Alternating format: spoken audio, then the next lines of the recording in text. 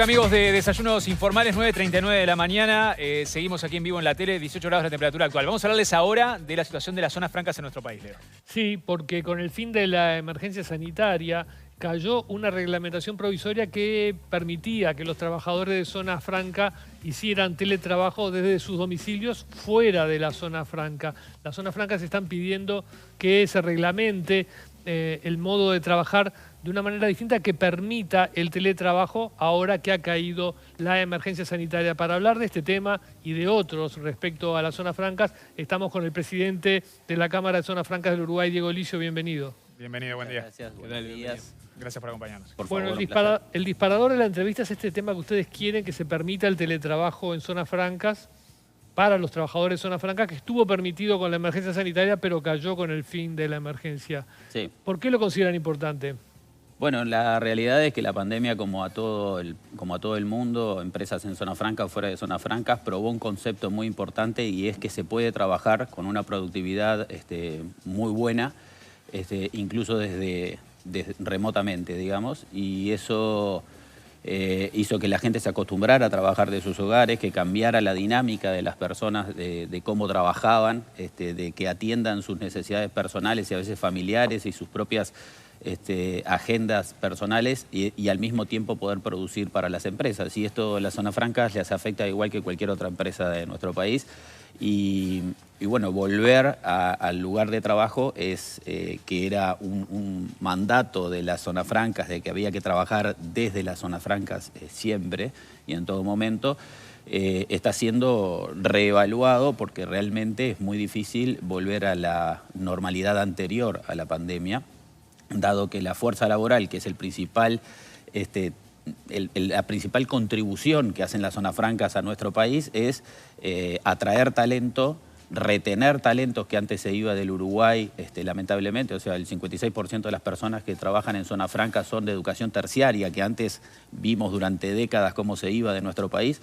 Las zonas francas, gracias a Dios, emplean hoy 15.000 personas y retienen ese talento. Entonces, retener ese talento en un mundo donde el conocimiento hoy es lo más importante, digamos, que tenemos que mantener en nuestro país, es un desafío sumamente relevante para la sustentabilidad del país, para la sustentabilidad de las zonas francas y para que las personas estén felices trabajando. 89% de los trabajadores son menores a los 50 años, según el último censo de... Exactamente. Ustedes también hacen hincapié en que hay mucha gente joven trabajando en zonas francas. Correcto. Joven para la media, ¿no? Correcto. Por eso decimos que las zonas francas son un polo de retención de talento que históricamente no se había visto en nuestro país. Y la verdad es que nosotros nos sorprendimos mucho cuando vimos esos datos en este último censo.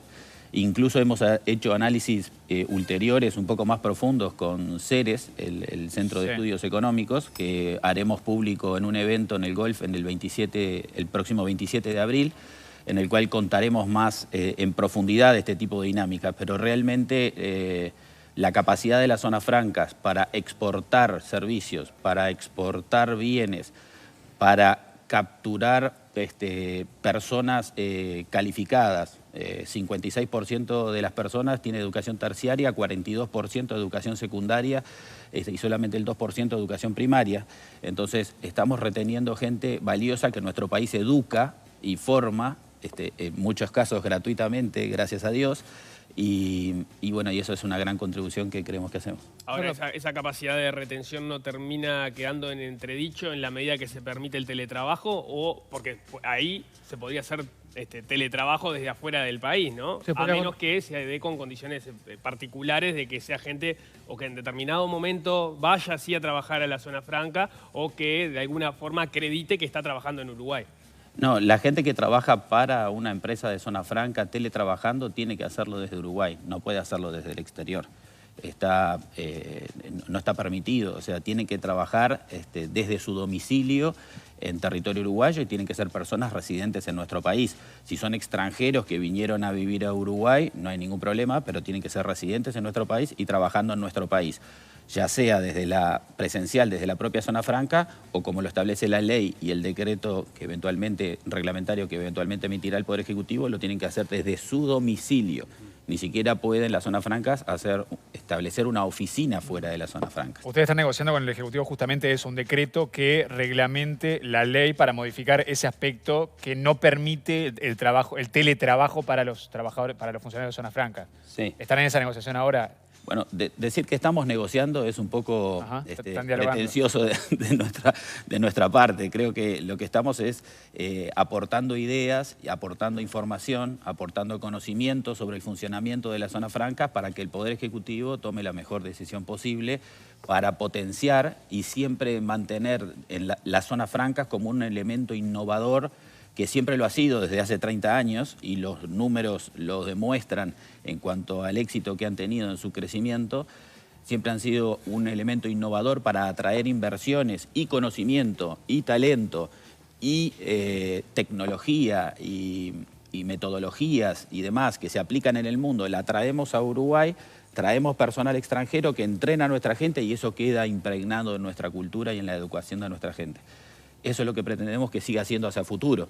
Sin teletrabajo va a ser muy difícil mantener eso. Tenemos que flexibilizar el sistema de zonas francas parcialmente para poder seguir siendo atractivos para el principal valor que tiene en una economía. Las economías antes, lo más importante era la tierra, o lo más importante era el capital, o lo importante eran los trabajadores, pero ahora lo más importante es el conocimiento.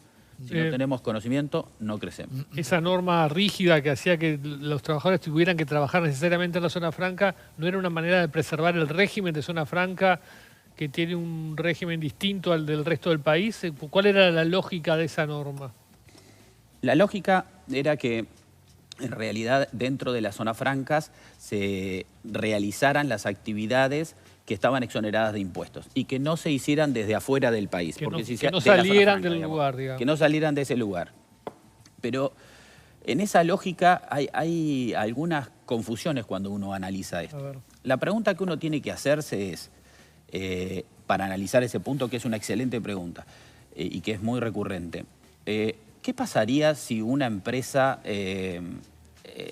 yo les pregunto, una empresa extranjera que no realiza actividades en nuestro país, ningún tipo de actividad en nuestro país, ¿qué impuestos paga en nuestro país? Si no hace ninguna actividad. No hace actividades, no tiene un establecimiento permanente ni realiza actividades esporádicas. ¿Qué impuestos paga en nuestro país? Ninguno. No paga. Pagará el IVA si compran algo, pero... No paga ningún impuesto. Entonces, las zonas francas, la realidad, es lo que hacen es capturar esas empresas que no pagan ningún impuesto en Uruguay, para que sin pagar impuestos en Uruguay, siguen sin pagar impuestos en Uruguay, por lo menos bajen a Uruguay y consideren a Uruguay como una alternativa atractiva para desarrollar sus actividades. ¿Y qué pasa cuando realizan esas actividades dentro de Uruguay? Invierten, esa inversión va a la empresa constructora que paga sus salarios, que paga sus impuestos, que paga a los obreros, que compra materiales, que va a la barraca, que va al carpintero, que va, etcétera, etcétera, etcétera. Derrama una cantidad millonaria de dólares dentro de nuestra economía de la cual los uruguayos se benefician. ¿Tá? Y todos esos que están trabajando dentro de nuestro país aportan también a las arcas del Estado y después les puedo decir qué porcentaje de lo que se invierte recauda el Estado o de lo que se exonera se beneficia el Estado. Pero no me queda clara la relación con el tema del teletrabajo que está haciendo usted. No, estaba contestando la pregunta... Del beneficio de la... De la lógica de por qué se prohibía que los trabajadores trabajaran fuera. Claro, se prohibía que trabajaran fuera de las zonas francas para que de alguna manera no se desdibujara el régimen. No permeara para afuera. Y gente que estuviera fuera de la zona franca, sin control, trabajara para las zonas francas. Pero ahora, con los medios informáticos que hay, se le pone la carga, cuando se permita teletrabajar, se le pone la carga al desarrollador y al usuario de comprobar que las personas están trabajando desde su hogar para una empresa de zona franca. Pero lo más importante es que esa empresa de zona franca vende hacia el exterior, no vende hacia nuestro territorio, de alguna manera. No está operando en nuestro territorio, está operando hacia el exterior. Y esas personas parcialmente trabajan desde afuera de la zona franca, que es una tendencia mundial. Esto está pasando en todas las zonas francas del mundo, digamos, y se está adecuando al teletrabajo. No hay cómo no adecuarlo. Ahora, ¿ustedes a qué están apuntando ahora? Porque pareciera que se vuelva a todos teletrabajar, no es viable, ¿no? O sea, ustedes están apostando a un sistema más mixto, digamos, Sí, o, mixto. o rotativo de teletrabajo, Sí, presencial. nosotros como Cámara deseamos algunas cosas que sean más flexible de lo que eventualmente el Poder Ejecutivo puede llegar a estar dispuesto a flexibilizar. O sea, perdón, vuelvo al inicio de la pregunta. ¿Se podría mantener perfectamente el sistema actual de todo teletrabajo como hicieron con la emergencia sanitaria? ¿Y eso no afectaría la operativa de las zonas francas? No afectaría. Se podría. mantener. Desde el punto de vista operativo se podría mantener. No se mantiene por la ley de zonas francas directamente. Por la ley. Ahora que cayó la emergencia sanitaria. Exacto. Ajá. Digamos, capaz que no sería razonable ir de un extremo al otro. Digamos, creo que podría pasar a una en un teletrabajo parcial, con un porcentaje relativamente alto, donde uno pueda tener personas que teletrabajan 100% y otras que no teletrabajan 100%. Por ejemplo, no pueden teletrabajar, porque la ley ya lo estableció, las actividades fabriles, las actividades de distribución, las actividades logísticas y las actividades comerciales sustantivas. Esos no pueden realizar ningún tipo de teletrabajo. Pero las actividades de servicios, yo presto servicio de traducciones o de call centers o servicios de desarrollo informático hacia el exterior, ¿por qué no podrían teletrabajar desde territorio nacional? Entonces estamos tratando de buscar un sistema que sea lo más flexible posible para que las empresas puedan darle a ciertas personas, por ejemplo, una persona que trabaja en Bella Unión y que quiere estar con su familia, que esto es una tendencia mundial. Las personas con la pandemia volvieron hacia sus hogares y están con sus padres, con sus abuelos, con un familiar que está enfermo y lo pueden cuidar al mismo tiempo que están trabajando para una determinada empresa y aportando el mayor valor posible para esa empresa, porque no cambia nada que lo haga desde Bella Unión, desde Rivera, desde Durano, Tacuarembó. Entonces, esas personas, si tienen que venir todos los días a la zona franca, en algún lugar de Montevideo o en algún lugar del litoral, de repente se les complica y no los pueden tomar. Y así podemos aprovechar el talento a nivel nacional y descentralizar el trabajo y la riqueza que generan las zonas francas hacia todo el país, que es uno de los objetivos de la ley, además, y que siempre en este país se ha tratado por muchísimos medios de descentralizar y llevar el desarrollo hacia el interior del país. Entonces, buscamos un método flexible. Estamos discutiendo con el Poder Ejecutivo varias alternativas y estamos viendo cuál de esas cuadra, digamos. ¿Cuánta gente trabaja hoy en zonas francas? Según el censo 2019, 15.000 personas aproximadamente. Ahora, es muy razonable todo el planteo que está haciendo, me parece, ¿no? Sobre todo por el tema, por esto último que usted menciona, que el mundo ha cambiado, conviene adecuarse a la nueva realidad, pero además en lo que tiene que ver con la gente que es de otras partes del país, ¿no? Que tiene una dificultad para trasladarse y que aparte está bueno para no seguir centralizando todo en la capital, ¿no? En materia de población. ¿Cuál sería el impedimento, entonces, para avanzar en esto ahora? El impedimento, a nuestro entender, es básicamente que se pueda llegar a temer de que mucha gente que trabaja para las zonas francas termine trabajando de lugares que no sean los correctos, que no sea su domicilio, o que básicamente todo el mundo trabaje desde afuera de una zona franca y goce de exoneraciones totales de impuestos. Podemos llegar a entender ese miedo, creo que hay maneras de controlarlo. Creo que hay formas de ver hacia dónde se prestan los servicios y cómo se prestan esos servicios. Y si esos servicios terminamos comprobando que se prestan hacia el exterior, ¿por qué no realizarlos desde fuera del territorio franco? Lo importante es que estas empresas no estén capturando valor que otras empresas podrían estar prestando desde el territorio nacional hacia el exterior. No, pues hay una competencia desleal, si no. Pero una compañía uruguaya que presta servicios al exterior también puede ir a una zona franca. O sea, nada impide que una compañía en territorio nacional, si sus clientes están en el exterior, vaya a zona franca. De hecho, es algo de consultas de todos los días que nos hacen. Yo soy consultor en esta materia. Nos hacen consultas todos los días. Che, me instalo en territorio nacional, me instalo con un régimen de beneficio a la promoción de la inversión como COMAP o me instalo dentro de la zona franca. ¿Qué otros regímenes tengo? ¿Y en qué otro país me puedo instalar? Porque también está eso, ¿no? Competimos con Colombia, Costa Rica, Dominicana, Panamá, un montón de países en Iberoamérica. O sea, el miedo sería que beneficios que obtienen por ser una empresa en zona franca fueran trasladados a poner una oficina afuera, por ejemplo. Claro, pero eso está reglamentado, está legislado y va a estar reglamentado como prohibido. Y bueno, si se encuentra, se sancionará. Pero en realidad no debería ser... Ese hecho patológico no debería prohibir la posibilidad de hacer las cosas bien. Es decir, que terminara montándose una oficina en Pocitos para trabajar para zonas francas con beneficio de zona franca. Eso puede ser un miedo genuino.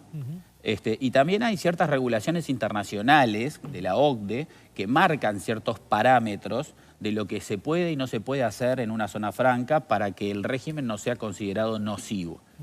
Entonces acá ya entra un marco, una visión más internacional y les quiero aportar luz sobre eso. Digamos, hay 3.500 zonas francas a nivel mundial. A propósito de eso, ya que mencionó la OCDE, ¿cuál es el futuro de las zonas francas en Uruguay y en el mundo a partir de esta discusión que se viene dando, impulsada por la OCDE, a propósito de la tributación global? Bueno, eso todavía está en pleno tratamiento en este momento a partir de la resolución que tomó la OCDE con estos dos grandes pilares de la nueva tributación de las empresas que tributan en sus casas matrices más de 7.500, que recaudan más de 7.500 millones de dólares, que deben tributar un mínimo de un 15% en cada uno de los países. Y por otro lado, el otro pilar que son estas empresas de consumo masivo, sobre todo de audiovisuales, que lo que hacen es capturar clientes y consumidores en las distintas partes del mundo. Esto puede afectar a la zona franca, puede que el gobierno uruguayo establezca que las zonas francas tienen que tributar algo, pero eso todavía está muy verde como para esta discusión, digamos. Pero ¿no podría cambiar todo el modelo de negocios de la zona franca? No necesariamente. ¿Y cuál es el requisito para ingresar a la zona franca? ¿Para que una empresa ingrese? Usted mencionaba que Hay cualquiera muchísimos, puede ingresar. Son las compañías más reguladas del país. Hay muchos requisitos burocráticos para poder acceder a los beneficios. Ajá. El Poder Ejecutivo, a través de la Dirección de Zona Franca, se encarga de controlar el plan de negocios. Uno presenta un plan de negocios y dice, esto es lo que voy a hacer, estas son las personas que voy a contratar, esto es lo que voy a vender, esta es la actividad que voy a realizar, este es mi plan de negocio a 2 años y... Si eso le parece acorde a la Dirección de Zona Franca, que cumple con los objetivos que están establecidos en la ley, dice, ok, usted puede operar en la zona franca, o te dice que no. Y si te dice ok, te controla después con declaraciones juradas recurrentes para saber si estás cumpliendo con los objetivos de la ley. Diego Licio, presidente de la Cámara de Zonas Francas, muchas gracias por esta entrevista. Gracias, Licio. Por favor, un placer, a la orden cuando quieras. Un gusto, gracias por acompañarnos. Bueno, llegamos al final así de nuestro programa, 9:55.